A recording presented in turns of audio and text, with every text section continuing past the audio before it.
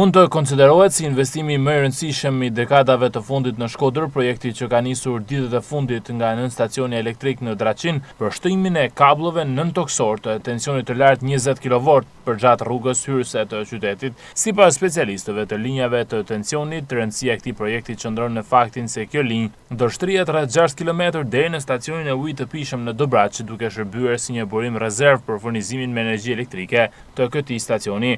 Me ndërtimin e kësaj linje, furnizimi i Shkodrës me ujë të pishëm do të ketë garanci maksimale për sa i përket sigurisë së energjisë. Kjo për faktin se krahas burimit kryesor që sigurohet aktualisht nga nën stacioni elektrik në Skënderbeg, stacioni i pompave do të ketë edhe një linjë të dytë nga nën stacioni elektrik i Draçinit. Realizimi i këtij investimi përjashton mundësinë e ndërprerjeve të furnizimit me ujë të pishëm në Shkodër, pasi në rast defekti të njërës linje menjëherë hyn në funksion tjetra. Gjithashtu, ky projekt do të fuqizojë edhe rrjetin e shpërndarjes së energjisë elektrike në zonë nga Zugth-Kashta deri në Kiras, pasi një nga kabllët 20 kV që po shtrohet aktualisht do të lidhet me fiderin e kësaj zone. Sipas specialistëve që ndjekin punimet, vështirësia kryesore e realizimit të këtij projekti lidhet me faktin se linja kalon përgjatë rrugës kryesore, ku nuk mund të ndërpritet qarkullimi i automjeteve gjatë punimeve. Për këtë arsye kërkohet kujdes maksimal për të shmangur aksidentet gjatë procesit të hapjes së kanaleve anësore.